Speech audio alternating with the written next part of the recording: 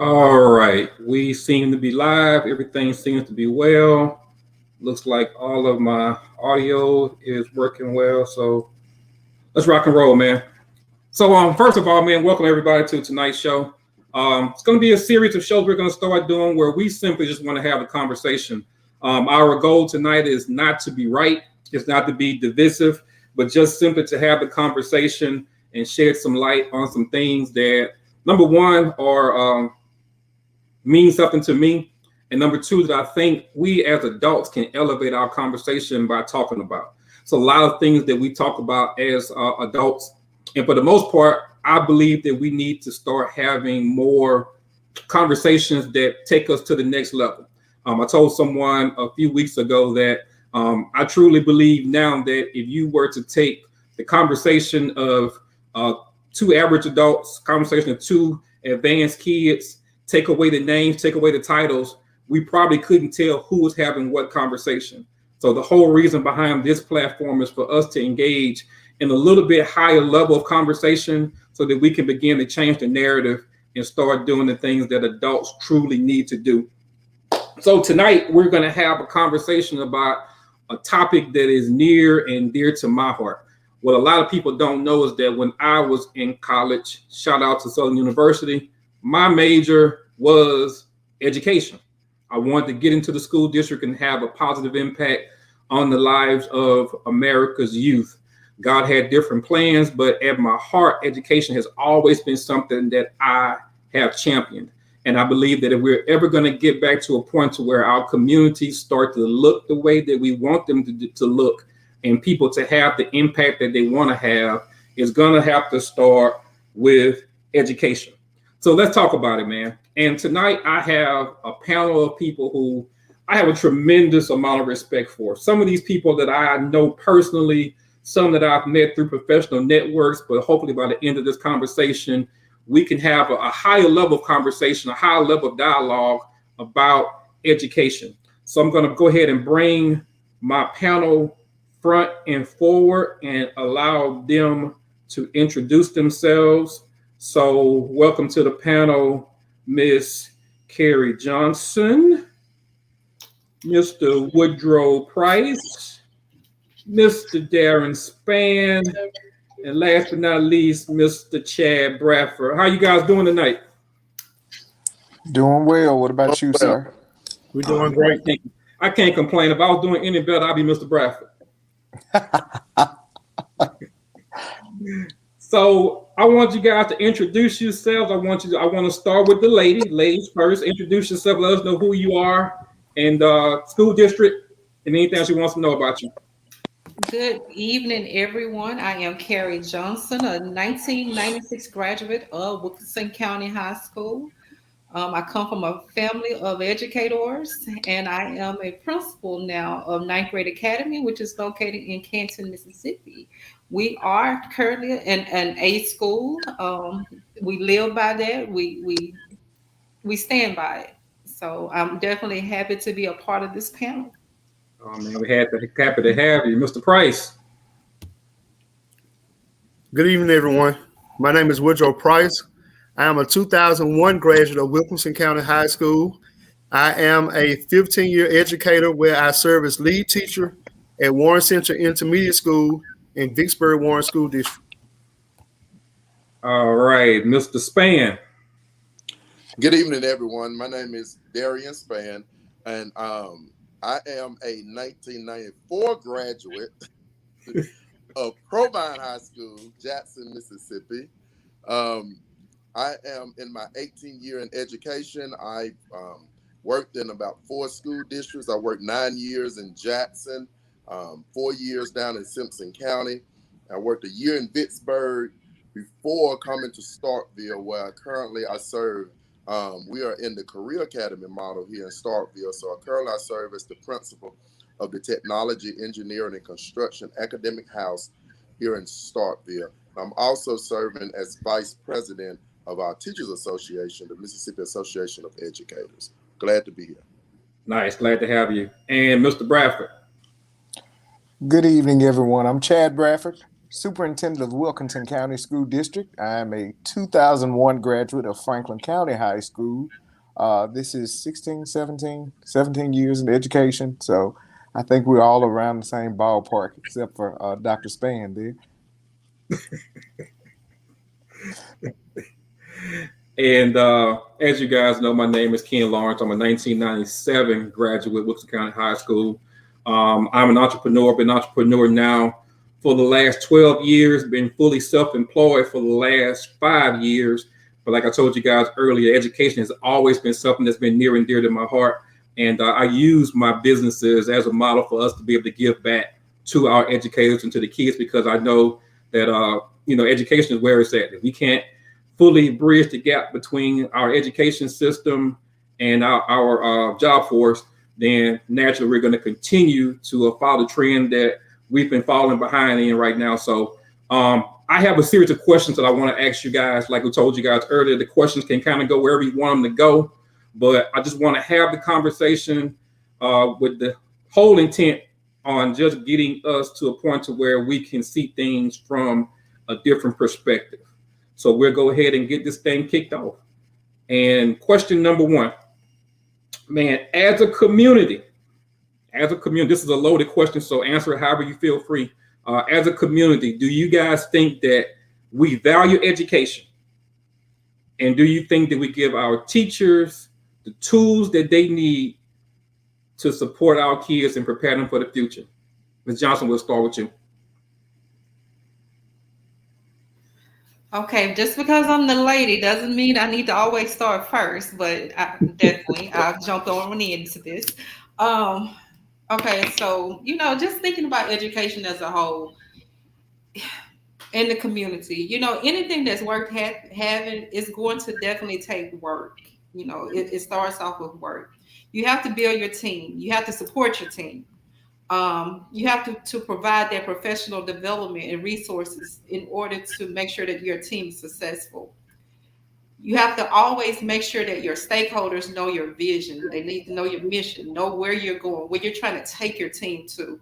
So basically, everything that you do, it needs to center around your vision. It needs to center around your mission. So to answer your question in two parts, do we value education? It depends on the leader. It depends on the leader. You can have a leader that actually take that team to where they need to go. That basically, you have that buy-in. You let everyone know exactly where you're trying to actually take that school or take that district, whichever one it may be. And as far as providing the teachers the support that they need, I feel that I do. The professional development. We're always researching. My teachers, they even take the time. They're researching, and we're always planning together. So, I honestly feel that we are providing those things, but it all depends on that leader. Yeah, that definitely matters. Leadership definitely matters. So do you think that the community as a whole, let's take away the educator, let's take away the people who are in the trenches and doing the things, but do you think that the average community leader, do you think the average politician, do you think the average parent actually values education? And I'm not talking about do they talk it, because when it comes to what we verbalize, we can verbalize anything. It depends on the area. It depends on the area. I've seen success, and I'm not just speaking on something that I know as here, but I can't speak on down south. I can't speak on the Wilkinson County area. I can't speak on that area, but I can speak on the surrounding areas I've seen. I think yes, but it depends on the area. It really depends on the area. So, Mr. Span, I'll ask you this, because you talked about all the different areas that you've taught in, that you've actually been an administrator in. Do you think that people's financial means, the amount of money that people have, or geographically, the income in certain areas, do you think that has an impact on the level of education people have in certain areas? Yes, and just a bit of correction. This is my Starkville is the only place that I've served as an administrator. All the other districts, I was a high school English teacher. Okay. But most definitely, finances, economy they play a huge part in education in any community. And I just down in the Jackson area, you have some tax base that can support some additional tools and resources for teachers to have. But this was a huge mind shift for me, because when I went south 40 miles down the road to Simpson County, it was a little bit different as it relates to the economy, and as it relates to what's important to that community and the parents in that community. And so, yes, I do think that that economy, money, finances, they do play a huge part in the community and how they see education or value education, or value the education of their child in that school district. Nice, nice, nice. Mr. Bradford, do you think that we really value education? Do we give our teachers the tools and support that they need to be successful? I do think that in all areas we must remember that teaching is a profession where we're always learning. So there should always be opportunities for teachers to grow. We should always provide opportunities for teachers to be developed professionally. The question you asked about, do we value education? I do think that parents value education. Now the question comes into play: where is it on the priority list? Mm, Um, I think sometimes, depending on what a family may be experiencing, for example, in the Wilkinson County area, the tax base is not there like it may be in Jackson Public Schools or in the Madison County Schools. So we are surviving off of a local tax base. The teaching salaries and things of that sort and the supplements are a bit lower. But then again, I have a host of parents that are working at the local prison. Some are working 2 and 3 jobs and things of that sort. I have students that are going home that may have to help the little brother or little sister with homework. So I think it depends on where it is on the priority list. Now, we have to keep in mind, if I don't know where my next meal is coming from, it may not be as important for me to finish that English 2 homework that I have. But wow. I do think as a whole, parents want their children to learn. Parents want to be welcomed by the local schools. We just have to make sure that it's high on the priority list and that we demand that our schools provide what our children need to be successful. Wow, man, that is that's solid. That's something that I don't think a lot of people actually think about. That we say education should be a priority, but there are some things like those necessities that kind of come into play that can kind of make a person a little bit not as focused on the education as they could be or as they should be. Mr. Price, do we as a community really value education? Do we give our teachers the tools they need to be successful? When we look at the community and its value on education, we must first look try to see out what lens are we looking from, because you have economic developers within a community, you have parents that may be job driven on in your community. You may have students with low morale that's in your community. So when we look at our communities, what lens are we looking from?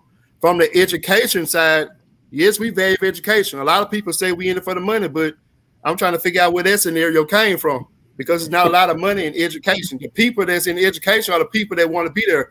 So in terms of education, what's the value of education? Like say my mom was a single parent. Did she come to report card pickup or teacher conferences? No, she did not. Now, that wasn't to say that she didn't value education, but her priorities was on making sure that her children were fed, making sure her children were taken care of. So the second part of your question, you asked about do teachers have the resources that we need and the tools to be successful? So we look at the with COVID and this ELSA money, a lot of our school districts are kind of rich right now. So it's just a matter of where we putting our resources in. Are we putting our resources on employees? Are we putting our resources on things that can actually go into the classroom to help our children? So are the resources there? They are there, but are we using them with the greatest benefit? Great perspective. And I didn't give opportunity to give her the proper introduction. I think I may have sent her the wrong link or something to that nature, but we also have Miss Zandra McDonald Green. So if you get a second, go ahead and introduce yourself to the panel, let everybody know who you are, what school district you teach in, and anything else you want us to know about you. Good evening to everyone. I'm Zandra McDonald Green, as Ken has said. I am Deputy Superintendent with the Natchez Adams School District. I have been in education, I think this is year 27. It doesn't seem that long. It's been a long time. I agree with all of the responses that I've heard in regards to that question. I think there are so many factors that one has to take into consideration when we talk about whether or not education is valued. I agree that economics has a large impact on whether or not we value education. I'm quite sure that Mr. Bradford can attest. You know, when you come from communities like ours that have a low socioeconomic background, that many of our parents, their priority is on making certain that they're able to provide food and shelter for their families. You know, we have a lot of single parents in our community who are working multiple jobs just to be able to take care of their children. For some of them, education is a priority. As Mr. Price said, they may not be the parents who want to show up for PTA. They may not be the parent who's going to be the homeroom mom, but they're going to be parents who want to ensure that their students are at school and that their students understand that education is the vehicle that's going to get them into a better life. For other parents that we have, education is not a priority because unfortunately for a lot of our parents, they did not have positive educational experiences themselves.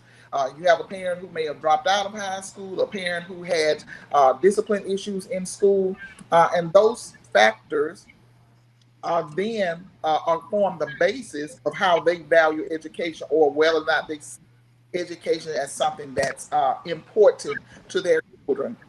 For some parents, you know, government assistance is okay. Their life is okay for their children. It's a generational concept for them. So therefore, they don't place as much value on education. But I think the vast majority of our parents, I do understand that education is the vehicle that's going to improve the lives of their families and the lives of their children. The resources, I agree with Mr. Price. The pandemic has pumped a lot of money into school districts, a lot of money. And for some school districts, it's really going to be able to enhance for all the school districts. Let me rephrase that. For all of the school districts, it has the potential to enhance the services that are being provided for in our school districts. But it's also a catch-22 because a lot of people don't understand that the ESSER funds are reimbursable funds. And so therefore, for counties, a district like Madison, I'm quite sure DeSoto, spending a couple of $100,000 up front, waiting for a reimbursement, that's a simple equation. However, for struggling districts, that's not an easy decision. You know, if I'm looking at spending $1 million and I have to spend $1 million up front that I may not necessarily have in accessible cash flow, then that becomes a problem because then I have to figure out creative ways of how we're going to access the resources that we need with the cash flow that we have available. So again, I think there are a lot of factors that go into, you know, the responses to those questions. Man, great answer, great answer, great answer. You know, I always say I can only answer things from the perspective in which I see it from. And I remember, you know, growing up, as like most of us, I grew up in a single parent household too. I actually grew up with my grandmother. And my grandmother, she only had a high school education. She was living on what they call a fixed income. You know, so as far as actually being able to help me with my homework and stuff, she couldn't because everything that we were doing was well above where she was from an education perspective. But the one thing that she did drill in me was that education was not an option, that you was going to go to school every day and you was going to get it. And just being inferior was not an option either. So I often hear people say that they don't excel from an education perspective because of their situation or because of their resources. I really think that we need to start grooming more resilient people because regardless of where we are in society, there will always be obstacles. There will always be things that should prevent us from doing the things that we know we need to do. I was telling Ms. Johnson and Mr. Price before we got on that I've been wanting to do this YouTube channel for a long time. And every time I started getting everything together, something would always happen. Something would happen. I wouldn't have the equipment that I needed. I didn't like the way I looked on camera. I didn't like the way I sounded on camera. But I realized that if I was waiting until everything lined up perfectly in order to do this, I would never do it. And I think that that's something we need to start instilling in our communities and our kids and then our parents too, that there is no such thing as perfect. Anything that we do, we can build on it. But the thing that we have to do, number one, man, we got to start coming together and we got to start looking for resources and looking for things that we can agree on versus things that we disagree on. Because there will always be things that we'll disagree on. Mr. Bradford's perspective and Ms. Green's perspective may be totally different. But as long as at the end of the day, they can focus on the one thing that they have in common, I think we all can grow from there. So let's move on to question number 2. Question number 2 is simple. Do you think our current curriculum is preparing our kids for an ever-changing job market? I saw some smiles when I mentioned that one. So, Ms. Johnson, you're not the only lady right now, so I'm going to let Ms. Green start this conversation off. Ms. Green, do you think our current curriculum is preparing our kids for an ever-changing job market? That's not an easy answer. I believe that there are some facets of the curriculum that are beneficial. We have to teach our children how to learn. And the process of how to think critically. I think those soft skills, those 21st century soft skills, are some of the things that we really need to hone in and to address. Teach children how to be collaborative, because as we all know, at the fast pace that our economy is changing, at the fast pace that our workplaces are changing, it is so very critical that our children know how to think critically and how to adjust quickly. We as educators know that within the course of a month or so, the educational landscape changed drastically. So it was a steep learning curve. Those who were successful were those who were able to think critically, who were able to make those pivotal adjustments. Those who were not successful were those who did not have those. I believe that in the coming years that we're going to see a change in the curriculum, how students are taught and what students are taught. I believe that we need to start supporting our children in identifying career paths. I think that's going to be very important, and that the curriculum that we teach our children are catered to those career paths. And so, if I'm not interested in pursuing a college education, but I am interested in technical education, then the curriculum that we provide for our children in high school must gear our children up to be successful in that particular career path. Right now, we're doing one size fits all. And as we all know, one size does not fit all. And so, in the coming years, we're going to have to be creative in how we address how we teach children and what we teach children, with the goal of preparing them for success after the K-12 setting. Nice. Mr. Span, do you think that our current curriculum is preparing our kids for an ever-changing job market? Yes, and I definitely want to agree with Miss McDonough Green as she talked about soft skills. I think that should become one of the number one skills that we should be teaching our children in this ever-changing job market.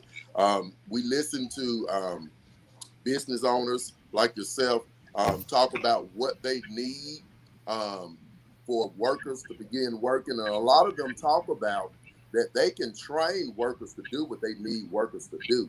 What they don't have is workers who really have those soft skills so that they can be at work on time and be able to work with other people.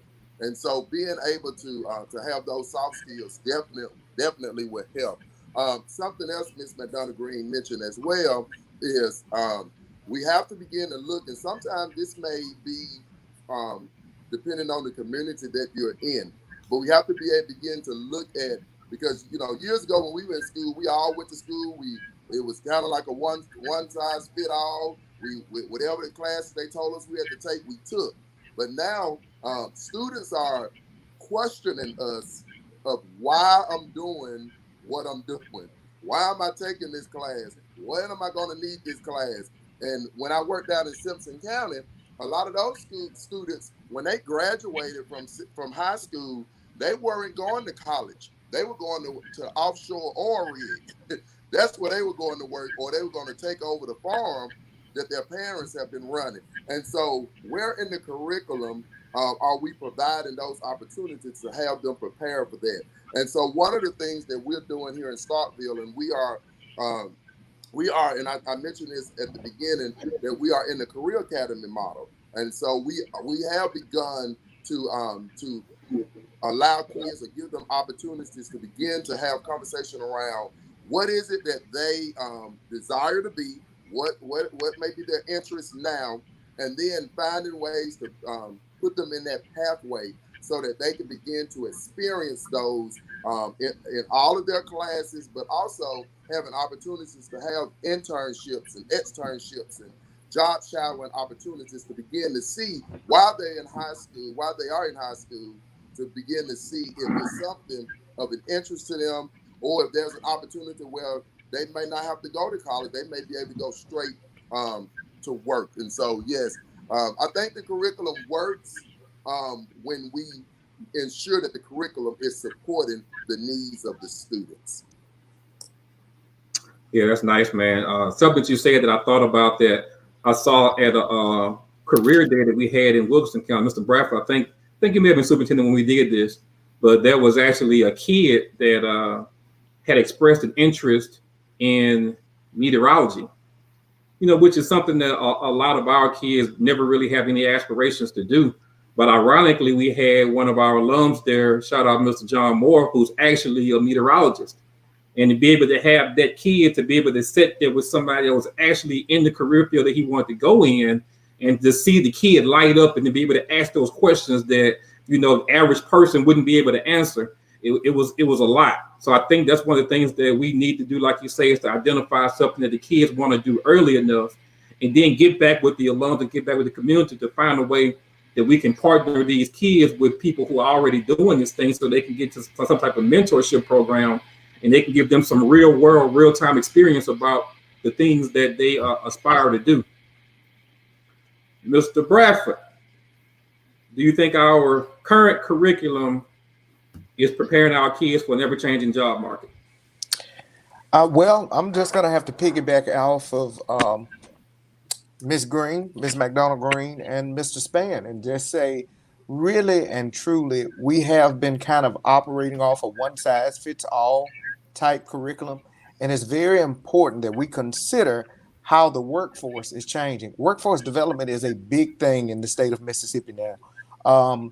Are we teaching students how to interview? Are we teaching them money management? One of the things I always hark on is, if we think about in the 12th grade, we teach government and economics. But at what point do we teach students about student loans versus grants? When do we teach students about money management, understanding your bills and what you must do and how you must prepare for saving and things of those sorts? So I do believe that there's room in our curriculums for introducing some more life skills that students will need in order to be successful. And there's also great room for workforce development. I think about a classmate of mine that graduated from high school with me, that when we graduated, I went to college, he went offshore. And here we are 17 years later, and he's making probably double what I'm making in salary. You have students that know that they can get things done with the skills that they have. Welding, for instance, diesel mechanicing, things of those sorts.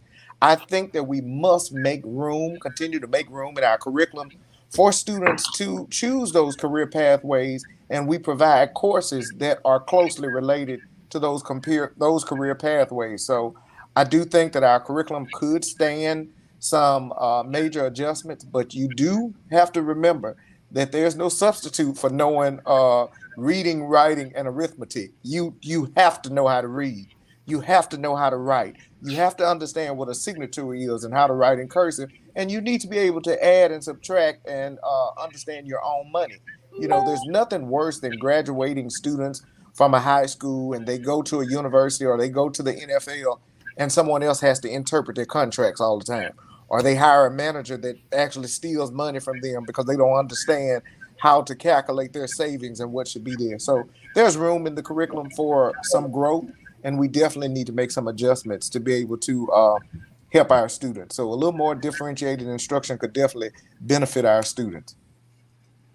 Man, you said a mouthful because when I was in school, man, I was a fairly good student, graduated, got an academic scholarship to go to college, and I made good money in my time. You know, I've made good money on every job that I had, but it probably wasn't until I got to be about the age of 35 that you look back over all the money you've made and you understand that even though you're blessed to be where you are, technically you should have been doing better. We've been taught that, you know, the sole purpose of making money is to go out and buy things, really to impress people who don't care whether we succeed or not. And once we realize that we should have done a lot of different things with that money, it's almost heartbreaking to look back and realize the potential of what we could have done if we would have put our money in the right places when we were making it, you know, during the time when we were younger. Mr. Price, it's on you, man. Do you think our current curriculum is preparing our kids for an ever-changing job market?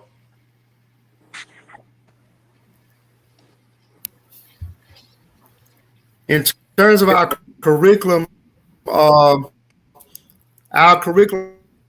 focus on making sure our students are career and college ready. But like the other panelists said, those soft skills are also just as important as those four basic areas that our students focus on. In addition to what Mr. Bradford said about preparing students to fill out different paperwork, knowing the difference between a loan and a grant, learning how to do an interview. Those skills are also important. In my school district, what they have done for the past couple of years, they have used the career academies and they have trickled it down into the elementary schools. So like once or 9 weeks, they focus on a particular career academy and the students are exposed to different careers within that career academy because the goal was to ensure that all students went to college. But their jobs, so we need to make sure our students are.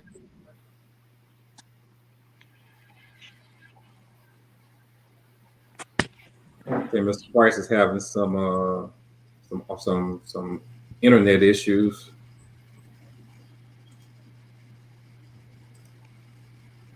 I do want All to. right.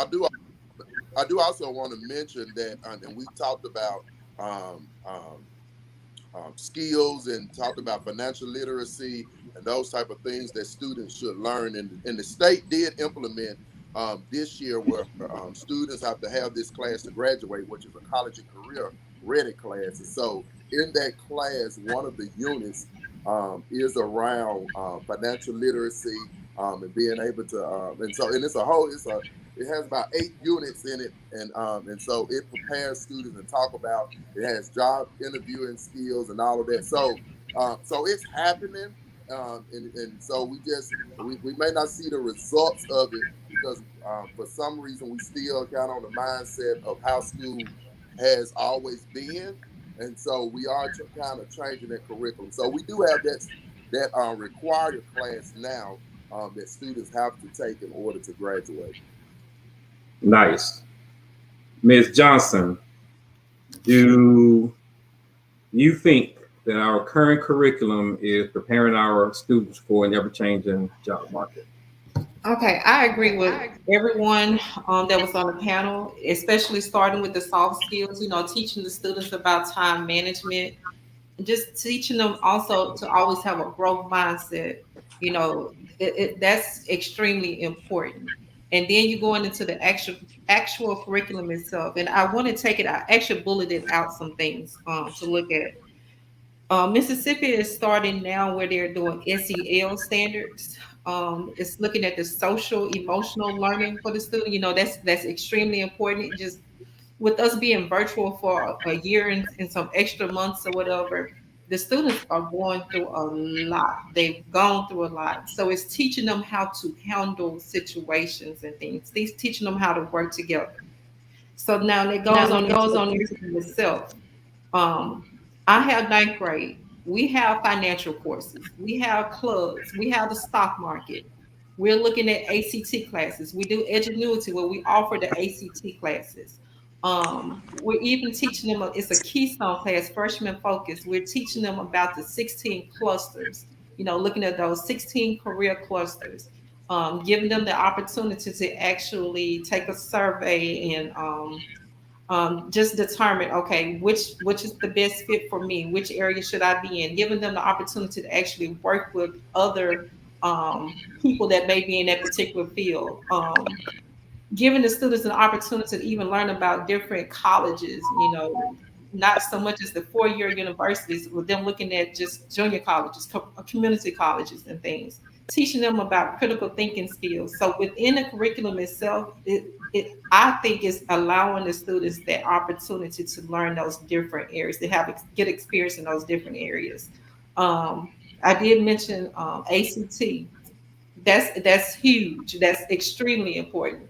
Middle school, they definitely need to look at doing that. So each of those pieces, I think, would be very important for the students as a whole.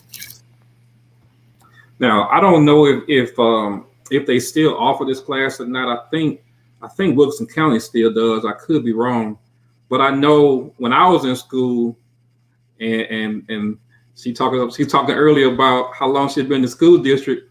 Miss McDonald was actually my teacher, and we had a class called Jobs for Mississippi Graduates, where they actually taught you about how to do the job interview and different components of what to prepare for when you go out into the job market and things of that sort. So, I mean, I would love to see, they get to a point to where they can expand upon that program, because it does give kids that insight to prepare them for things outside of school.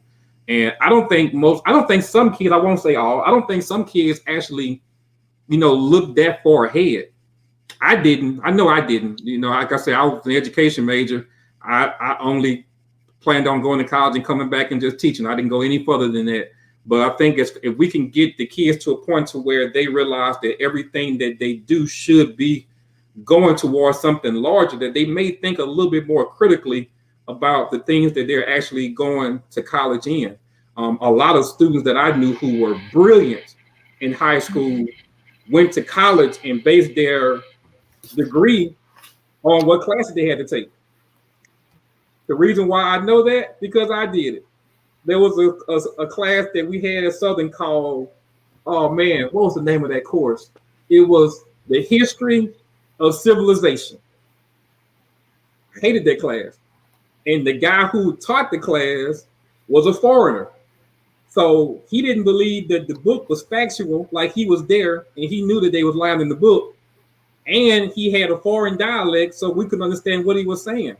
So I changed my major a bunch of times simply to avoid that one class.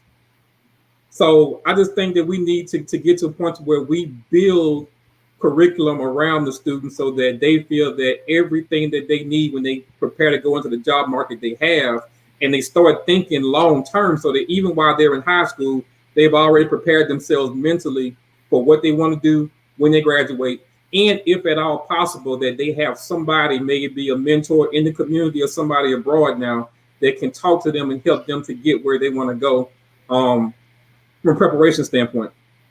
I think it's so important to look at. We have to help children with relevance. Mhm. We have to help children with experience. If I'm never exposed to anything anything outside of my community, if I'm never exposed to any job opportunities, career opportunities outside of the ones that are in my immediate circle, then I they don't have an idea of what's available to. You're talking about, meteorology. Students not having that exposure. I can remember taking children to Jackson as middle schoolers, and can you imagine that children being excited about going 80 miles from Natchez? But they did not have that experience. They didn't have that exposure. So for a child like that, I don't know what's available to me because I don't have that experience. I don't have that point of reference. And so I believe that as educators, it's so very important, not just educators in the sense of teachers, but anyone who's interested in the development of a children. Communities have to start providing our children with that exposure and those experiences so that they can have a point of reference, so that they can see relevance in what they're doing. Can imagine that you, as a high school student, being exposed to a, and I agree with you, the Job for Mississippi curriculum, although it was not, from an educator standpoint, it was not expounded on as I think that it could have been, but I think it had value because it did teach students some of the things that they would need in order to be successful at the next level. You didn't have to go to college trying to figure out what your resume should have included. You had But that. you are definitely right. Well, I was thinking back, Miss McDonald, you made me think back to when you taught us or whatever. When Yeah. I was in high school, the only thing that was on my mind was going to Jackson State. That's all I knew. I didn't know anything else. I didn't know anything. Of course, I was going to skip Alcorn. I wasn't even concerned about them or Southern. But that's all I knew. And my major was going to be computer science. I wasn't thinking about no education. That was not even on my mind. I wasn't even concerned about education. But I look at, as far as how with the students now, they got mad at me at first because every morning they would have to watch a video on a college. It's every morning during the 8 o'clock time frame. We watching a video on a college. We have a college of the week. This week is Valley State. Next week is probably going to be Belhaven or something. But every week they have to know about these different colleges. And the videos that's being shown to them, they're looking at, what does Bouvier Day look like? They're looking at a particular major. It can be a psychology major. They're looking at as far as just dance classes. I try to take the interest of the students. You have students that's in the band. You have students that's football players. You have students, your student athletes. Then, of course, you have those non-athletes. You have those different majors there. I have artists in my building. I mean, who they can be making some mad money. I bring up different, majors within that area just so that they would know they have that experience. It's a bird's eye view, but we plant it in them now. If they get that eye now and say, "Oh, okay, that's what she was telling me about," I promise you, when they get to 11th and 12th grade, they'll remember it. They'll remember it. I looked at my first group that just graduated from Canton High School. A lot of them were telling me, "Hey, I'm going to Holmes Community College." Well, back before then, they wasn't even concerned about going to the 2-year universities and everything. Everybody was harking on 4-year colleges. They're starting to go now. Hines Community College. They're going. They're realizing, hey, I can go here for free. I don't have to worry about, a student loan and things. I can go for free. So, there's just something to think about with that. And I wish I would have had that opportunity. I really wish I would have had it. I need to throw something in there. I'm glad Miss Johnson said what she said. As you can see from Miss Johnson, there's passion behind it. One thing about education we must remember, you must be passionate about what you do. We need educators and administrators that are passionate about children no matter where they come from, no matter what the income base is at their home. When you get to my place, here's what I expect, and here's where I want to take you to. I think that's an element that is missing in so many school districts that we have people that have fallen into education, by chance or by, circumstance, and they have forgot that it takes motivation to get our students to the next level as well. That exposure that Ms. Johnson just talked about, showing them a college video, that's exposure. Ms. McDonald was talking about how taking the students to Jackson, that's exposure. We must remember that education requires passion. I don't know anyone that would go to a doctor that was mean to them, that talked about you finna die, you ain't never gonna live past this day. Would you go back to that same doctor? That's the same thing we have to think about in our schools. The students are looking to come into class and learn. They want every day to be an opportunity where they are learning, where they are motivated. We have to get away from the screaming and hollering. You know how many kids get screamed at and hollered at in other environments? They don't come to school for that. So I think until we get a bit serious, and that is the community and school districts as well, about who we're placing in front of classrooms and recognizing that when it's time for somebody to go, it's time for them to go. When they are non-productive and we've been stuck in a rut and we hadn't moved forward, baby, it's not the kids. There are some adjustments that needs to be made as far as leadership, as far as who's teaching the kids, as far as, we can't, as educators, and I know I'm getting out on a tear, but we as educators cannot sit in the classroom and talk about, well, Johnny's mama's never at home. She always out here. She out there on the street doing this or she doing that. You have a job during the day, and that is to get Johnny.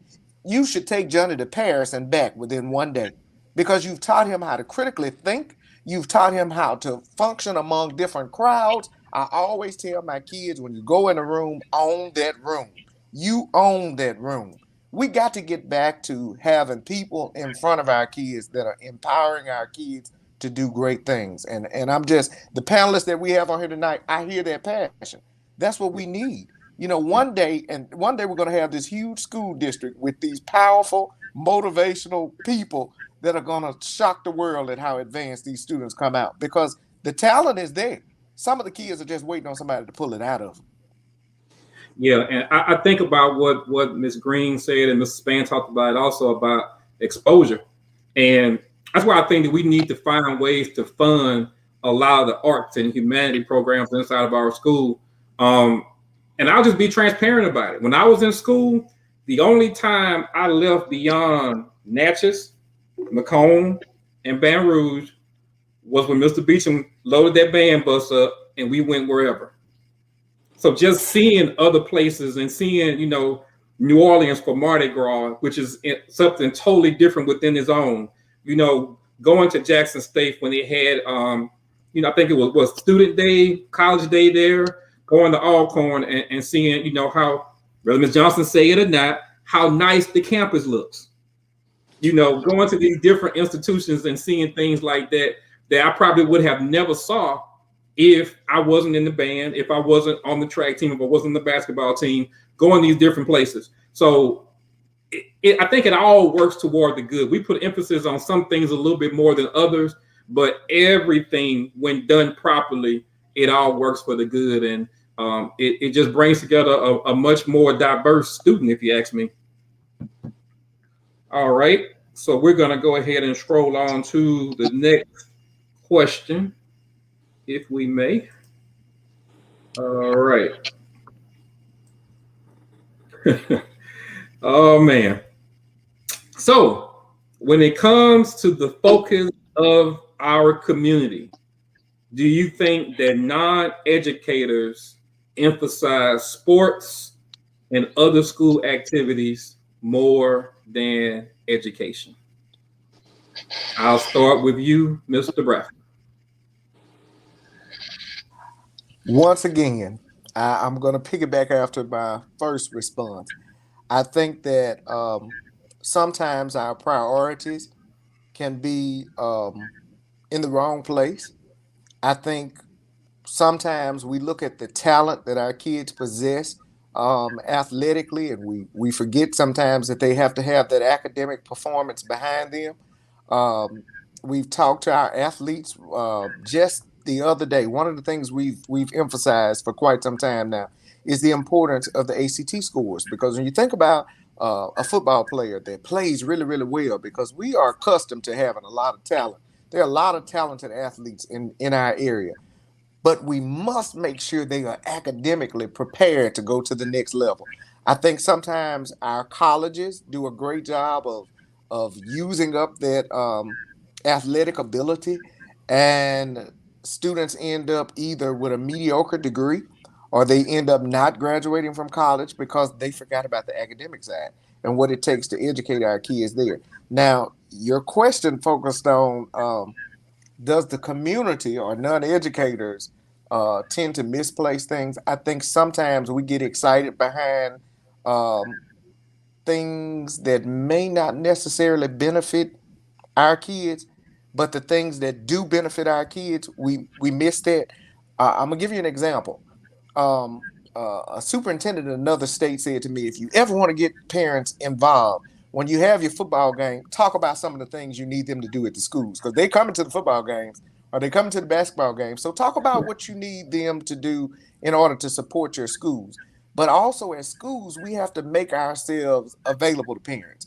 You know, when they come, they've got to feel welcomed. We've got to make sure that we are emphasizing what we need.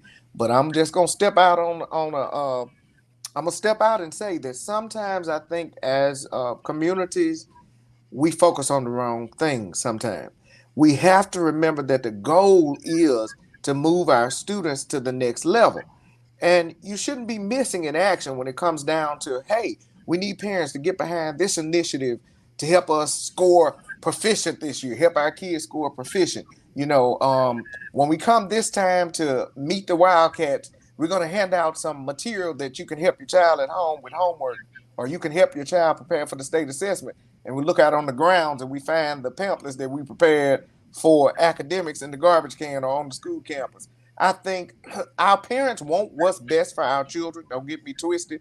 Our parents want what's best for their children in almost every stance. But I think sometimes we need to learn to sit down and talk about what really matters and what we really must do in order for our kids to be successful. Yeah, that's very well stated. And I know I'll ask this question here because I know you know the financial sides of running a district also. When it comes to, let's just say if there's a program or an initiative that a school district wants to foster, and from a financial perspective, they don't have the funds to take care of that program, how can the community as a whole get together to help the district raise whatever funds they need to make their program successful? Or is there something that the community can even do? Yes. One of the main things that the community can do is talk. And when I say talk, that means come have a conversation with your local superintendent. Come have a conversation with your local school board. Propose a project that you can assist with. A lot of things require us to have approval from the school board in order to make sure that it goes along with policy and procedure. You have to understand policies and procedures in school districts. We must remember that sometimes what we think the school district should be able to do, the school district is not able to do because there's a policy that says, no, you have to do this. I'm going to piggyback. Ms. McDonald Green talked about ESSER funding. A lot of people are under the impression that ESSER funding is, okay, the government said, hey, we're going to give Wilkinson County $3 million to do whatever they want to do with it. No, sir. Wilkinson County School District, as of every other district in the state of Mississippi, was given ESSER funding, and we were told, here is what you can use ESSER funding for. Better air quality in buildings, access to technology and Wi-Fi, learning loss, and recapturing some of the learning loss that we've endured. You got to understand the policies and the procedures, and you've got to be open to talking to the people in the school district that can give you the correct answers. We've got to stray away from one person get in and say the wrong thing about, well, they got $3 million and they just using that money to do this. They stealing the money. No, those are all public record. Every school's application is on file with MDE. You can see exactly what the school district is doing with the money. But I think one of the things we've got to work on is conversations between the community and the school district, and understand that our end goal is for the same person to be successful, and that's our students. So when you start these conversations where the school district is against the community or the community is against the school district, you halt the success of the school district, because most time you're focused on something that if you just sit down and have a conversation, this information has been given to the community, but you missed it, or you didn't ask the right question, or you didn't make sure that what the information you got from the street committee, because you have to be careful with street committees too, because a lot of street committees lead nowhere. You need to be able to know exactly what you're getting and how important that information is and what's correct and what's not correct. And I told you, I don't mean to get on the soapbox, Miss McDonald Green or Miss Johnson or Mr. Span, but a lot of times our communities will listen to the street committee versus looking at the policy or looking at what's been published by the school district or looking at this was actually in the school newsletter. They told us this. I missed it. So, yeah, we are open. Set up an appointment, come by, talk about how you can help the school district move forward. We're all in this together. We are one WCSD, and I'm talking about my district now. We're one school district. Let's work together to get it done. I'm Yeah. sorry, you all. No, man, that's what the platform is for. I didn't want it to be cookie cutter. I didn't want it to be, us giving, perfectly well articulated answers. And, the one thing I know about good educators is that the passion will always be there. So even though we have an agenda when we first start, once that passion starts flowing, we generally have a much better conversation. And even in the business community, I always tell people, man, that chaos always halts innovation. So if you ever want to get to a point to where you put things to a complete halt at, insert chaos, and it'll happen each and every time. So, Mr. Span, when it comes to the focus of the community, do non-educators prioritize sports and school events over education? So I say this off the top, and I think you alluded to this at the beginning. I am a huge supporter of athletics. Huge. I am. And when I was teaching in the classroom, I told my students all the time that, on Friday nights or Tuesday nights, basketball or baseball, whatever, I'm going to be your loudest cheerleader. But during the day, it's all about this English. And, we had a conversation a couple of weeks ago in my school district because, let me say, a month or so ago, I traveled to Nebraska. We visited a school district up there, and we learned that all of the athletics, and this didn't happen when I was in school. This just recently happened. All the athletics is practiced after school.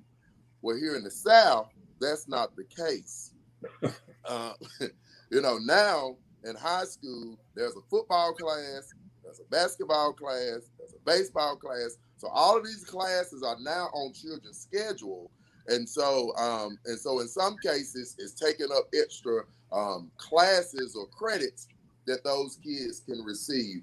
Now, as it relates to non-educators prioritizing athletics over education, it depends on who, because in some cases, this is, and it may not happen, but in some cases, this is some parents' biggest hope for their child.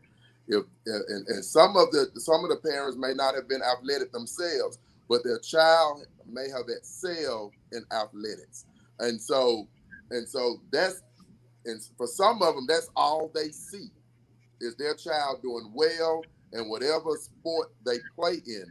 And sometimes their blinders are on so much that they don't focus on that their child not doing well academically.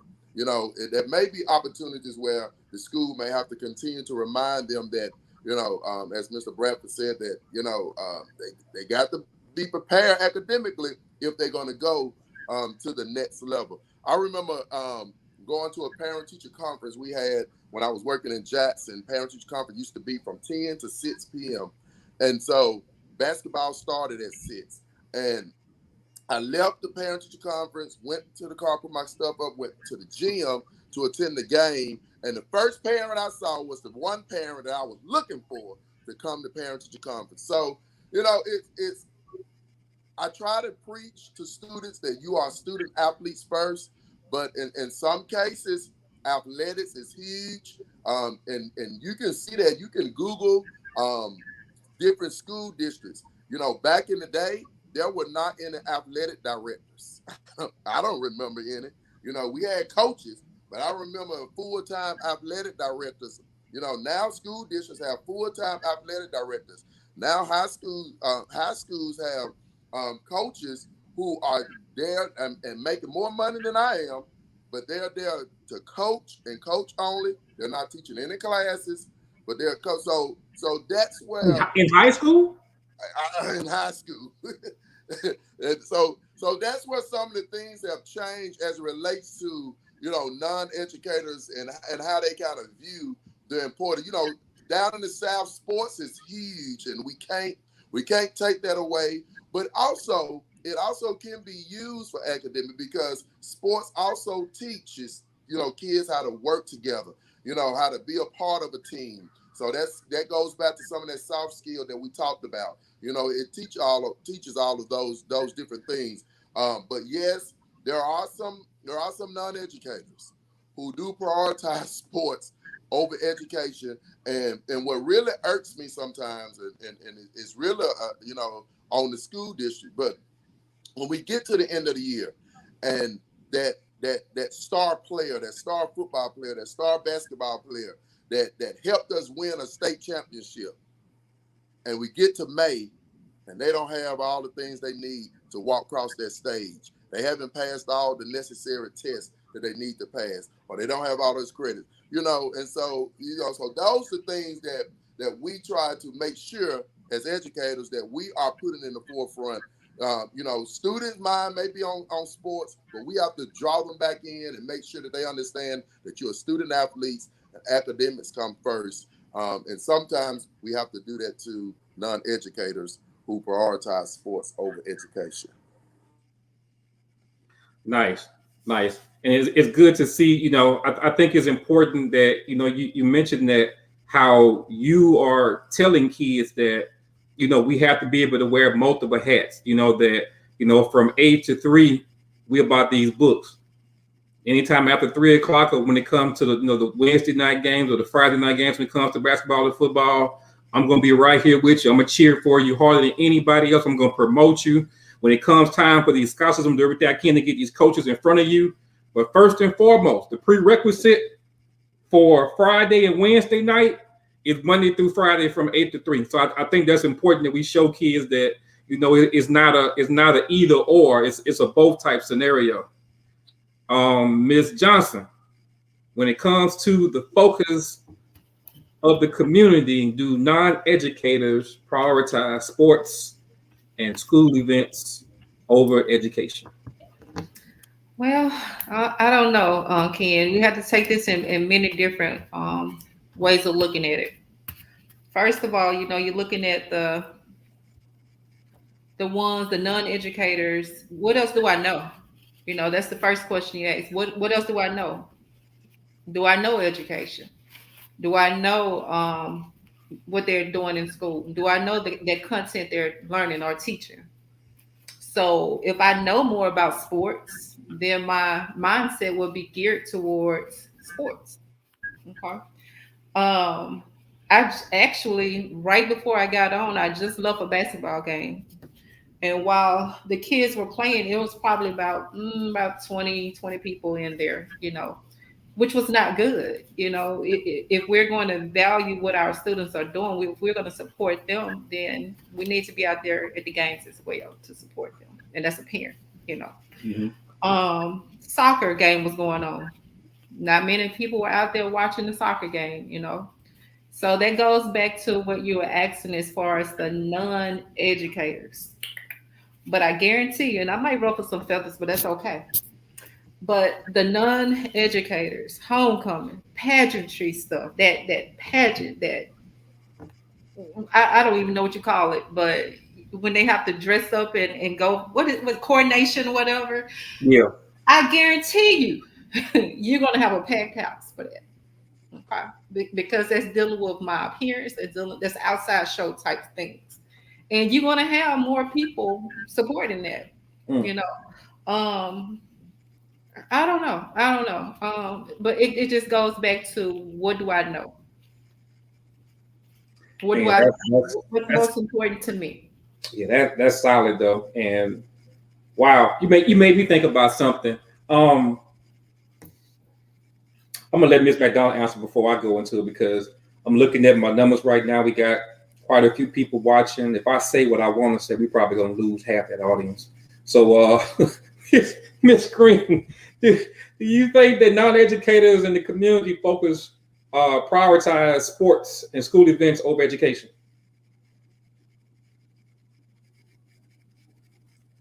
Got you on mute. There you go. Our nation prioritizes athletics and non-academic events over education. Mm-hmm. Can you imagine for a kid the idea that I can put a ball in my hand and in my early 20s, I can earn millions. Or if I can have a drop a good beat, have a pretty good rap, I can earn millions and never have to set foot in a classroom anyway. So our nation is set up on the idea that certain talents, you're going to make the money. Educate the hardest working people probably anywhere. Mm-hmm. We're looking at making meager salaries. Uh, People having to work multiple jobs just to make it, and you're college educated, multiple degrees. But I think it's important. So in some ways, they our community does prioritize sporting events. Had a basketball game last week where we were playing Wilkinson County. Gym was packed. I told one of my principals, I said, we got to learn how to work smarter, not harder. I said, we need to start at halftime during basketball. That's when we're going to have PTA, because that's what they're not coming to PTA meeting.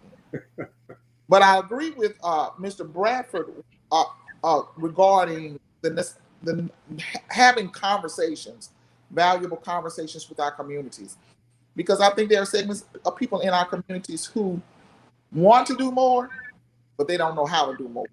They don't know what's an interest, what are our needs, and so building partnerships with people to support our children on the field and off the field. I always tell my students, one of the questions I'm quite sure all educators ask, what do you want to be when you become an adult? And there are those athletes who are going to say, I want to be a pro football player. I want to be a pro basketball player. I'm never going to dash a child's dreams. If that's what you want, that's what you go for. But I also use the example of Michael Jordan. I tell him Michael Jordan doesn't make millions just on that basketball court. Michael Jordan has made millions selling the same shoe over and over again. That's where it comes from. So I tell them all the time, if you're going to be an athlete, go for it. You also got to have those. You got to have some aspirations beyond that. How are you going to use that money to your benefit? How are you going to turn that money over? Because at some point, the athletic ability that's going to go away. You're not going to always be able to perform on that field, on that court. But you're going to have to be able to be prepared for life after sports. Our parents, we have parents, as you said, after 4 o'clock, they are going to be there. If it's a practice, if it's a game, they're going to be there. As Ms. Johnson said, if it's homecoming, that gym is going to be packed. But we also have to help our parents and help our children to understand that's one moment. That's one small season of your life. You got a whole life that you got to build out. You got to have the skills that are necessary in order to make certain that you're successful and that you capitalize on the opportunities that you have. Yeah. And I would imagine that would be an educator's dream, to come into a PTA meeting or to come to progress report day, if you guys still do that, and have the hallways lined up with people and have the gymnasiums full in the same capacity that you do for homecoming parades and for football games and different things like that. I would imagine that it would make you guys' job just that much more pleasurable, because it shows you that now you have a kid that is getting the emphasis on education being put at home, and then you also have a parent that's showing you that they're a partner. So I can imagine, just on the outside looking in, how fulfilling that would be, for a teacher to see that. So I'm gonna zoom through these next two questions. I want to hold you guys all night. Question number four is, does a male presence inside the school system make a difference? Does the male presence inside of a school district make a difference? And I'm gonna start with the ladies. I'm gonna let the ladies potentially show the guys some love. So Ms. Johnson, Does a male presence inside the school system make a difference? I would love for it to. I would love for it to. But you have different males that's there. They different mindsets. One male, is that a leader? Is he the leader for the right reason? Is he leading to make sure his students are successful? Or is he a leader that's leading them in the wrong direction? Is he a leader that's allowing the student to do whatever it is that they want to do? Is he a leader that's not teaching the students? So it all depends on the male. But I would love, and I just had a conversation about that not too long ago. I look for my men to be the leader. I look for my men to actually help within the building. I don't look for my men to allow students to do what they want to do. Hmm. I don't look for my men to allow students to say whatever they want to say. I look for my men to actually stand up and be a man. Nice. Ms. McDonald Green, does having a male presence inside of a school district make a difference? Having the right people in the right place doing the right thing always makes. But as Ms. Johnson said, you have to be the right person.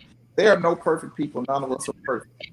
However, the motivation that you have, the purpose that you have for being in school has to be central. We can have a male in the classroom, as Ms. said, who's not there for the right purpose. It's just for that month. They're not earning a check. It's just a gift. Then their presence is not. However, there is value in having men in school settings who are there for the purpose of supporting.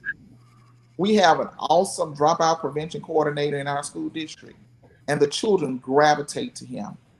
Why do they gravitate to him? One, I tell him all the for many of the children, his presence is an anomaly for them. They're not accustomed to having a man that is there to support them, a man who's there to tell them the truth, a father figure. So for many of our children, he is a father figure. And it's not just him. There are a number of people who are there, a number of men who have positive impacts on our children. But again, you got to have the right person with the right motivation, with the right mindset in order to happen. Our children need to see positive male role models. They do. There are things that, as a woman, I can't teach a young man. We need strong men in order to do that. As a young lady, she needs to see a positive male figure in our home, but also in the school setting. So again, just to be there, just to say you're a male and your presence matters, no. But you if you're in there doing the right thing for the right purpose, definitely has an impact. Our children need to see positive male role models. They need positive male figures. Um, we can all think back on our classroom experiences or our education experiences and think about the men who've had impacts on our lives, who've spoken positive, whose presence made a difference. And so, yeah, our children need that. All right, Mr. Span, does having a male presence inside the school district make a difference? I agree with the ladies. It makes a difference when that male is doing what they need to do to support the students. Um, it's all about, and we talked about this. It's all about their passion as well, And we talk about coaches. Back in the day, you know, um, student athletes, if they act up, you usually can talk to the coach and kind of straighten some things out. Now, that's not so much the case. Most of our coaches are males, and it's about what their priorities are, what maybe what their passion may be. But as it relates to making a difference, whether their present makes a difference, their present may not make a difference unless they are putting forth the effort inside the school district to help guide the kids and help them to do what they need to do. I also add this in there, and you may lose viewers or people may talk about me, but I'm also saying the same thing about people say that we need to make sure we have um, children need to see men of color, black, and sometimes that doesn't make a difference because I've seen kids who treat people of color real harsh and then go right next door to the next classroom and with high respect for that teacher in the next classroom who may not be a person of color. And so, so it's all about passion. It's all about, what you expect out of children and setting that expectation. But, their presence and I hear a lot of times school districts, I hear elementary schools always talking about, well, I wish we have more males in elementary, but if they just there, no, it doesn't make a difference. But if they're there helping, yes, it does. All right, Mr. Bradford.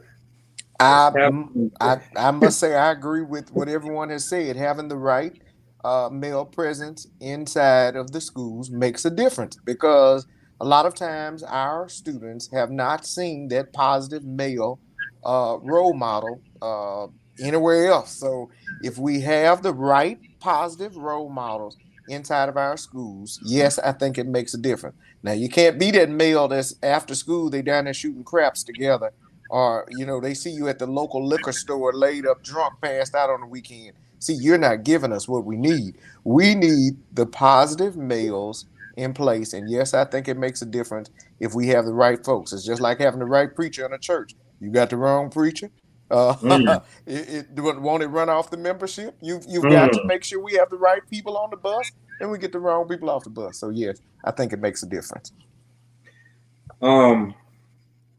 Me personally, I would always consider myself to be a male advocate, and the reason why I say that is because I think this is the society that we in right now. I think we really undervalue men.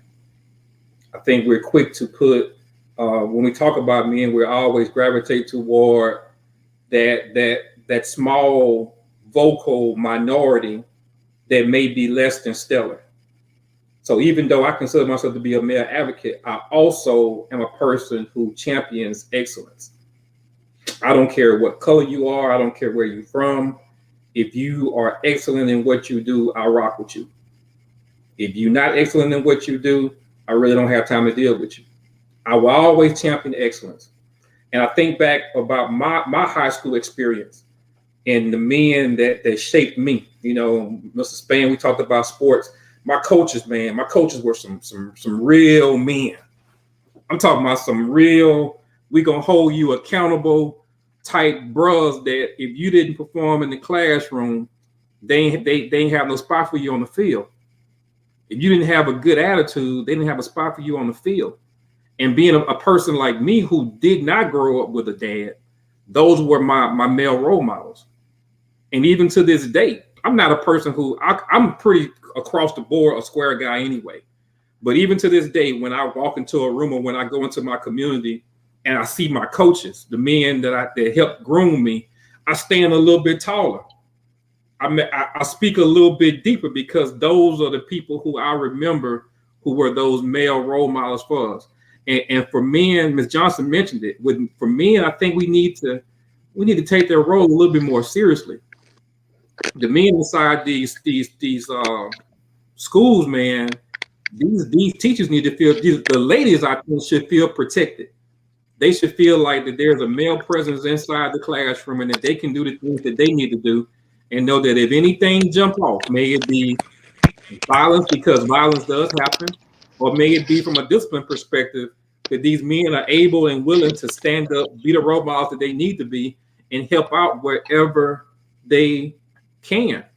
I will always say that the community would never go any further than the men allow it to go. And I think for so long that we've allowed women to take that burden. We've allowed women to feel like that they have to be the people who guide our communities. When if you really want to go biblically, we're not going to go all the way down that road, Mr. Bradford. But if we really want to go biblically, we know who God charged dominion over the earth to. But he also said he didn't want any coward soldiers. You heard what you mentioned a while ago. You said that those coaches were stand-up guys that didn't bend and didn't fold. You knew when they said, this is what we expect, this is what we expect. See, we have to stray away from, but I need this kid to win this game tonight. But they just cussed out the English teacher earlier that day. See, you got to get back to standards based. We got to have a standard. Our kids will meet the expectation. All we have to do is set the expectation and let them know, because I care about you, I'm not going to allow you to do this. You understand? I'm here to Right. support you. So we have to keep that into consideration too. We don't need folks that's just gonna bend and fold. We need people that are gonna encourage our kids and stand up to the expectation. Have them to stand up and meet the expectation. Yeah, and like you say, that's across the board. You know, I'm like I say, I'm hard on dudes, bro. I'm hard on dudes. I've been the guy who dropped the ball in so many situations, and I saw what the result of that was. But I also been the guy who held myself accountable and raised the standard of those individuals around me, and I saw what the result of that was too. So I've actually had to cut off a lot of people because they felt the need to stay. They became comfortable with where they were. So from a mental perspective, man, as men, I think that we owe it to ourselves, we owe it to our communities, and we also owe it to our future generations, man, to raise the bar and to show people the best of us. All right, last question before I let you all go. And this question here is really going to encompass everything that we talked about tonight in so many ways. What obstacles do teachers and administrators face that the average critic rarely considers? You can go on Facebook, you can walk down your neighborhood streets. You can hear it in the beauty salons, in the barbershop. Everybody has an opinion. May it be our education system, may it be our political system, may it be how you run your business or how you run your home. So in this situation, we're talking to educators. You guys are on the front lines each and every day. We have administrators, we have teachers. You guys, most of you know both sides of the equation. So what obstacles do teachers and administrators face that the average critic rarely considers? Mr. Span, we'll start with you. Yes, and I'll be real quick. One of the things that the critics rarely consider, that we face every day, and and some of those critics, may be some of the folks downtown at the State Department, but they rarely. Um, the communities are different around the state, and so and resources are different around the state, and so students coming into, I see Woodrow talked about accountability. Yeah, students, and I'm in high school. Students coming to us in high school, who are not reading on the level that they should be reading on, but then we have to prepare them to pass 4 state tests that require them to read. So the average critic, they don't see that day-to-day operation every day when we're in the schools and we are giving resources and providing support for students, to make sure that they are adequately prepared so that they can take these state exams, so that at the end of the year or the next year when we get those scores back and the scores are plastered on the wall, because now, when the district or the school is not as the community think it should be, then the critics are saying, oh, well, what they doing? They ain't doing nothing at that school. I know they weren't doing nothing at that school, but they don't consider all that we've done to make sure that students are prepared. And sometimes they also don't see the background to that kids may not be coming to school regularly. I'll be honest, right now we have an authority issue with students getting to school on time. And so those factors play in to all of that. And so the average critic, they don't see that every day that we deal with. All they see is what is plastered in the newspaper or what is seen in the news, and or what is posted on MDE's website. They don't see the day to day. It's a grind inside of school buildings every day. It is a real grind. And so if people really care about education, as they say they do, then some of them ought to come in and sub a day.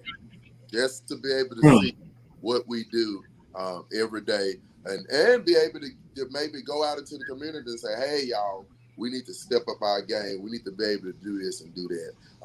But average critics don't see the grind that we put in each and every day, from 8 to 4, whenever we in school, to make sure students are adequately prepared for whatever we're preparing them for. Yeah. All right, Miss Johnson. What obstacles do teachers and administrators face that the average critic rarely considers?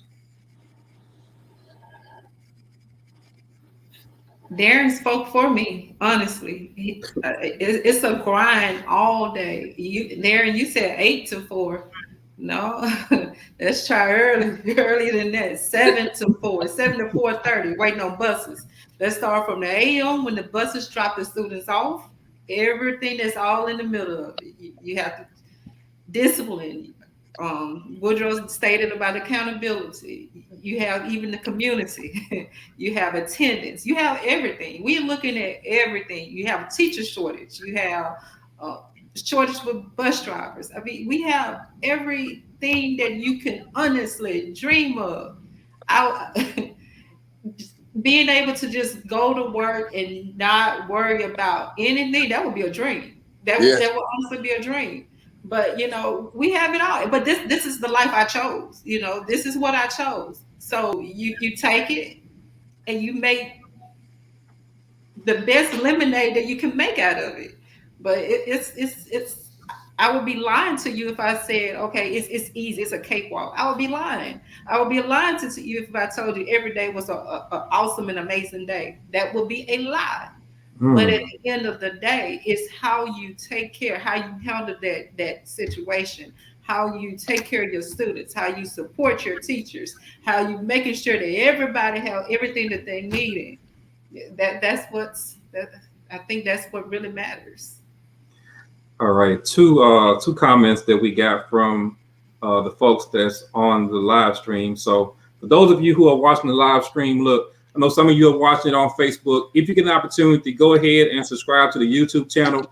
What we're going to do, we're going to eventually start navigating everything toward the YouTube channel so we can have a little bit more interaction going on. But Ms. Boyd, who has been an educator for a very long time, say we need positive individuals in education. Being a single parent, I salute coaches who help groom and direct my sons. They let the fellows know that they had responsibilities on the field and in the classroom first.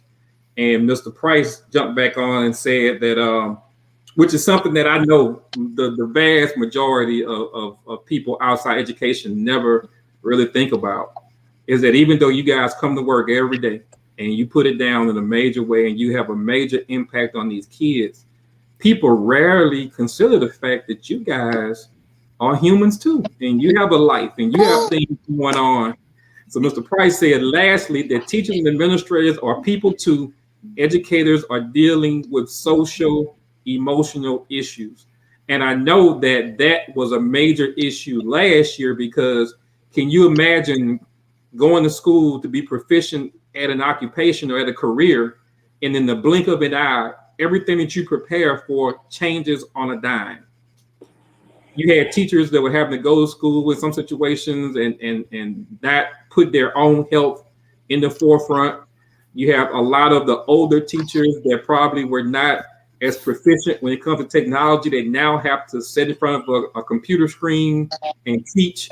And I can imagine all the trauma that all of that had on teachers as well. So I think Mr. Price makes an excellent point that people don't think about, is that they see a lot of teachers simply as almost like robots, that they come to work and they have to do this thing from point A to point B, and that when you guys go home that you don't have some of the same issues or some of the same problems that they have. You have it's a little bit off subject, but it's along the same line also. You have some teachers that have kids that have discipline problems. You got teachers that may have problems inside their homes as far as their marriage and finances and things of that sort. So I commend you guys for the things that you do, because I understand that you guys have lives outside of the school district as well. So Mr. Bradford, What obstacles do teachers and administrators face that the average critic rarely considers? I like what Mr. Price said because Mr. Price basically took what my response was going to be. We must remember that our educators, our teachers and administrators, support staff, our janitors and bus drivers, they are all humans with emotions. They are all humans that have feelings, and they're not going to be perfect people. There are going to be instances where you're not going to agree with what they say or what they do, but it's in accordance with policy and procedure. I think the pandemic taught parents a whole lot about when their child is at home with you and you have to be the teacher and supervise the child during the whole day. A lot of parents learn the value of having that teacher in the classroom or the value of that cafeteria staff member that prepares their breakfast or their lunch. So I think that a lot of people must recognize that school districts and school personnel, we're held to an accountable mark. At the end of the year, it doesn't matter how many ball games we won. It doesn't matter how many ball games we lost. If we don't make the grade that we need to make, then we are judged by that particular grade. And I'm going to say something about my particular school district. In Wilkinson County, we need to remember that the aim is to come up off of an F status. You understand? And in coming up off of an F status, we have to do things differently. We can't continue to do the same run amok type show where, you know, so and so has been here this long and we don't want to change this tradition. We don't want to do this. At this juncture in the state of Mississippi, you either change or get taken over. You understand? And when the state comes in and takes over a school district, it doesn't matter what tradition we had in place. It doesn't matter how long this person has been in place, this, that, and the other. Yes, let's celebrate our school district. Let's celebrate our students. But listen, people, understand that our educators and our administrators need your support. It's okay to disagree. You're not going to always agree with the teacher. You're not going to always agree with the administrator. And no, we're not always right. And we as administrators, we learn and teachers to listen. Sometimes a parent just wants you to listen. But just like you need that teacher to listen, parents, you have to, and community members, listen to your educators sometimes. You know, we're not always wrong. We're not always right. But we are human beings, and I don't think anybody comes to work just to destroy the life of a child. We have to learn to communicate. We have to learn at the end of the day that our schools must operate by policy and procedure. If it's not the policy, if it's not the procedure, we can't do it. Understand, when I go to bed at night, I lay down with every problem and every positive solution in Wilson County School District. If a bus didn't run, I lay down with it. If a toilet is stopped up, I lay down with it. Our teachers and administrators do the same thing. Miss Johnson is responsible for that ninth grade academy school. When she goes home, that's her house during the day. She has to make sure everything is functioning. She has to make sure that the kids have what they need. Same thing with Dr. Span.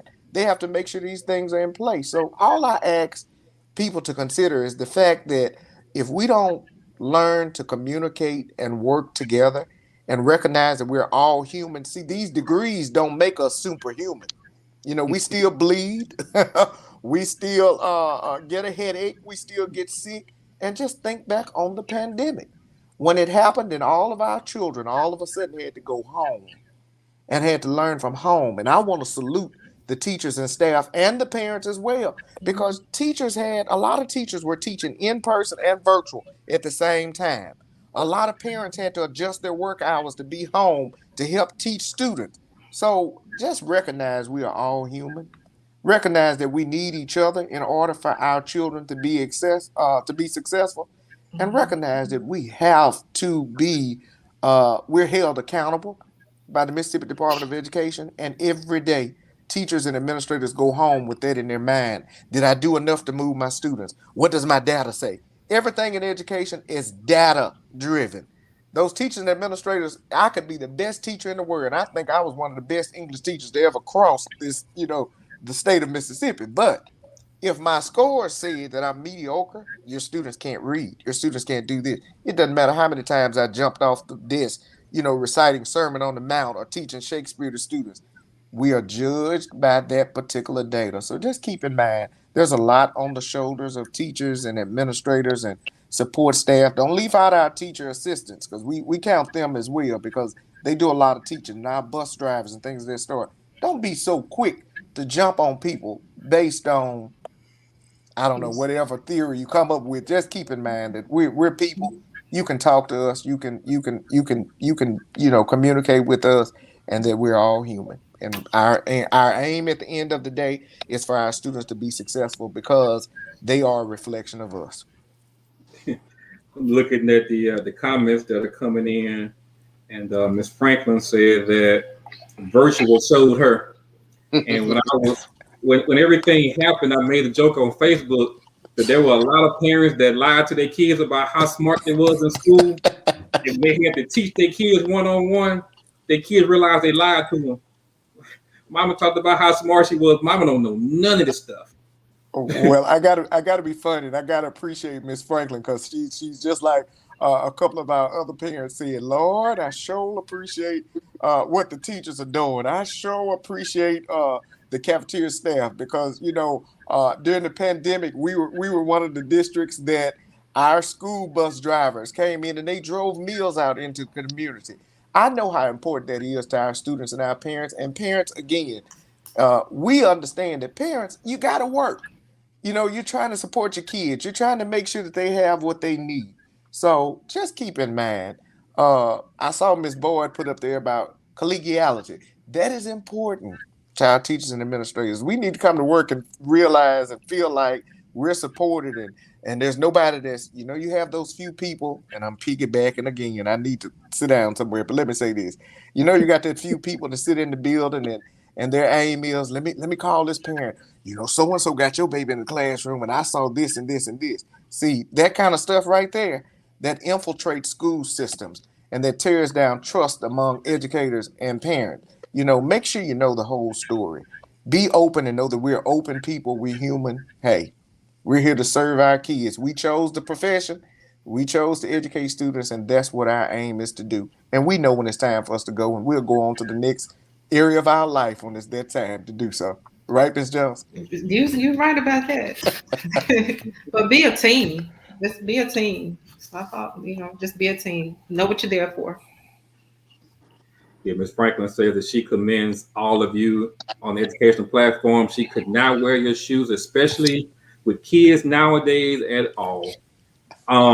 With the business that I have, I'm in schools probably more than I am any other. I say business. It's schools of business. Let's just be frank about it. Of any other business, I'm probably in schools the most. I travel schools in Texas, Mississippi, Louisiana, and Tennessee. And come up to Canton. I do owe you a visit. But I see what a lot of the teachers have to deal with. And they say nothing under the sun is new, but I will tell you that the way that a lot of these kids conduct themselves is new to me. Because when I was in school, you didn't see that level of disrespect with a lot of these kids. Not all. It's not all. It's a very minority. It's a very vocal minority. But you have to take that into consideration that when a teacher is teaching, she has to address everybody. She has to address everybody. So if you have a kid that's coming to school that's disrespectful, that's not listening, and that has the agenda to do nothing but to cause chaos, that hurts everything. So the parents, man, we put all the onus on the educators. And like Mr. Bradford say, they're held accountable on both sides by their superiors as well as the parents. But a lot of this responsibility we have to put back on the parents. And speaking as someone who's in business, we have to put that same responsibility on some of these business owners. As a business owner, I think we're charged with more than just making a profit. We're charged with more than just padding our bottom line. We are responsible for showing people that people from their community can leave those communities and come back and be prosperous. We have to show people that having respect, and you talked about those soft skills, that those things do matter.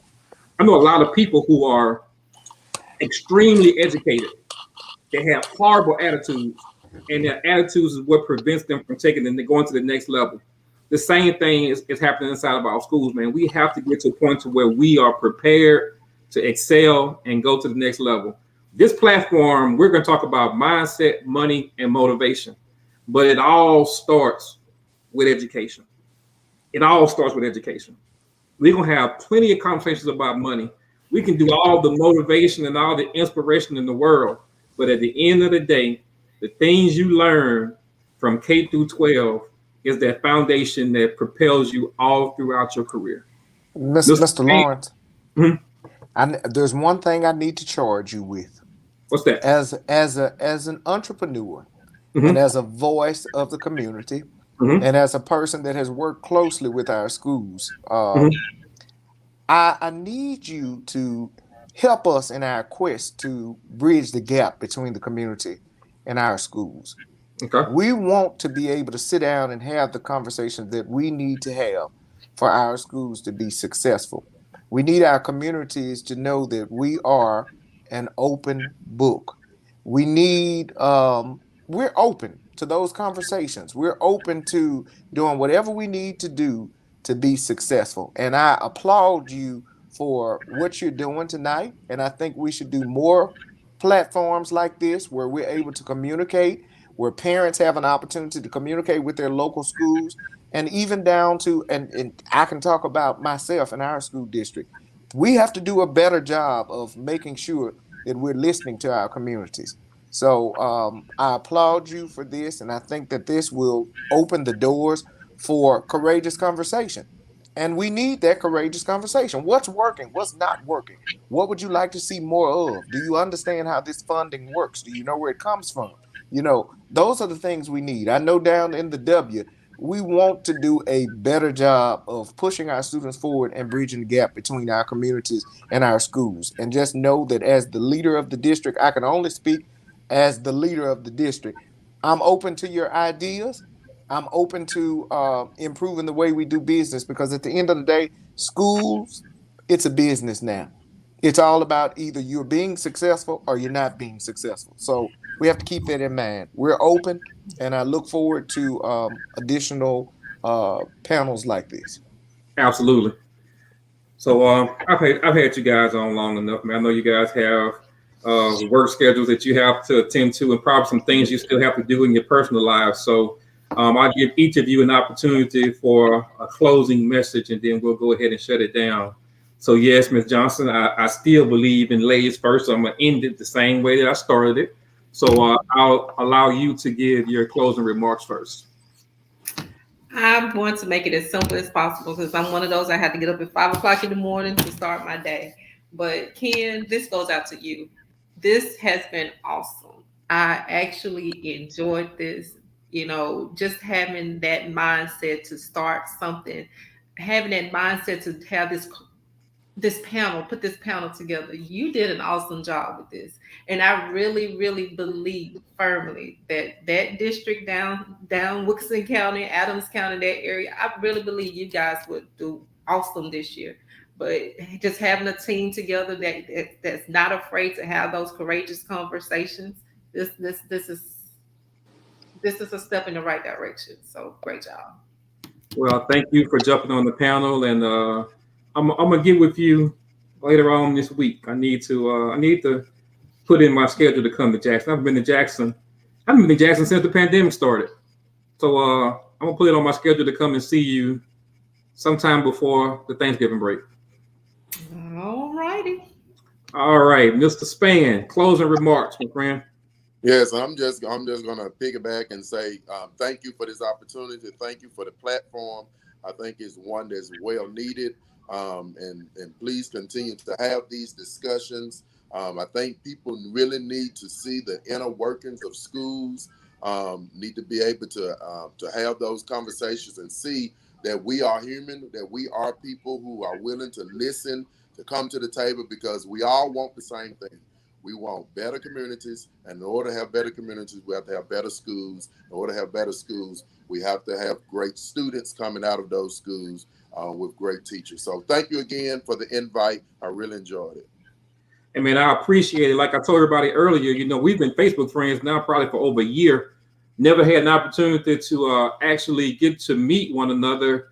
But same thing I told Ms. Johnson, man, I definitely need to make a trip up that way. I actually have being in Memphis sometime end of this year, first of next year on my schedule. So hopefully whenever I hit up that way, man, we can get together and have a bite. If you guys go deep enough in the playoffs, I may try to make a Friday trip up there and see you outside your sport coat and watch you in your cheerleader role.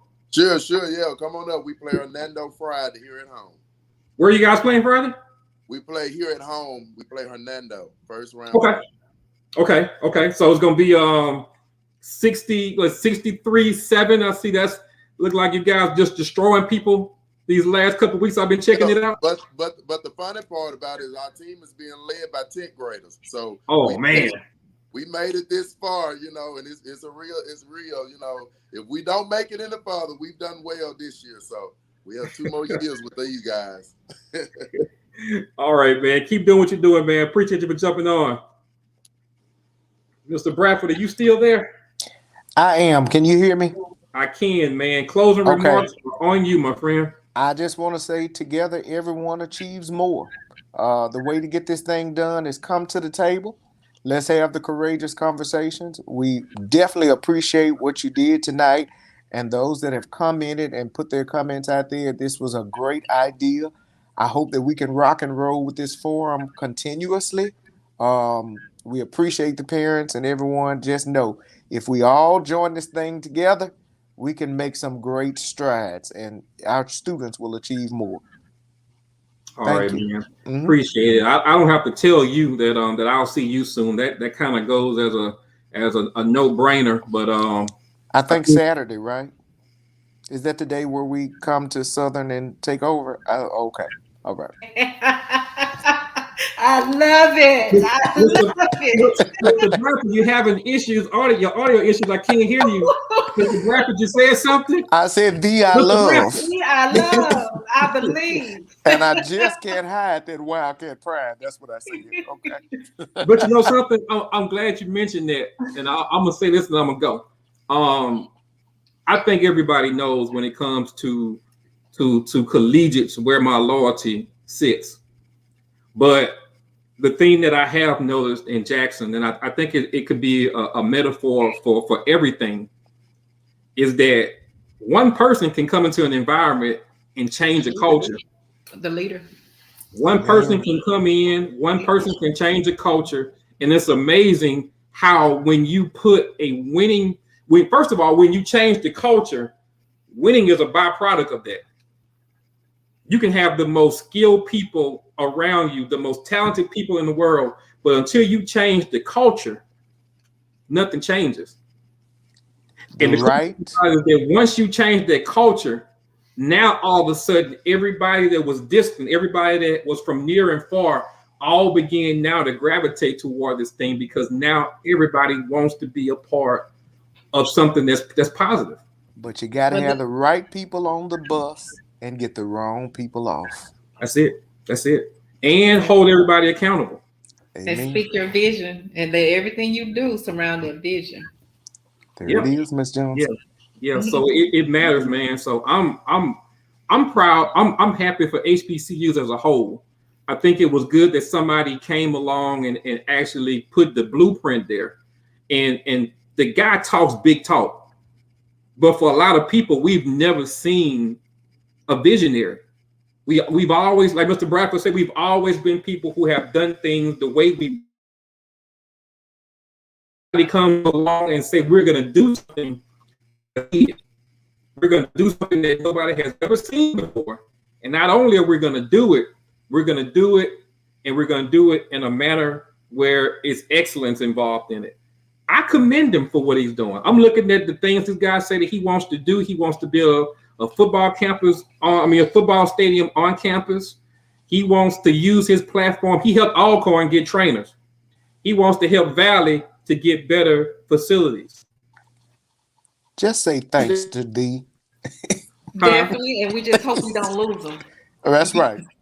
Well, I mean, even if he does go, I think that the blueprint has been laid, and I really hope that there's somebody that comes along and understands that if we expect more of the people around us, then we do other things that we can grow. I just think that I just like what I see. I like what I see as a person who likes growth and a person who likes excellence, and as a person, somebody who believes in the status quo. I just like this. I like what he's doing. I like what he's doing. I like for people who talk that talk and then back it up. That's just so. If they come to Baton Rouge Saturday and whatever, then that's great. You know, if the same thing happened this Saturday that happened a couple of Saturdays ago, great too. But at the end of the day, I'm just proud of what we're doing, and I think that us to see excellence on display, especially being led by a man, I think is a big deal. So, I'm gonna let you guys go. We're gonna have more conversations of this sort, education, relationships, lifestyle. We're gonna talk about a little bit of everything. So, appreciate you guys for jumping on. Appreciate everybody that made comments. And I'll be dropping more information, let you guys know when we're going to have our next stream. So if there's anything I can do to help any of you guys in your school districts or anything of that sort, man, please feel free to consider me as a resource. And I look forward to working and helping you guys any way that I can do that. So we'll go ahead and we'll end the broadcast now. So for everybody that's on, go ahead, subscribe to the YouTube channel, share and comment as you see fit. And like I say, I'll give you guys information on the next show. So until next time, peace. We're out. Take care.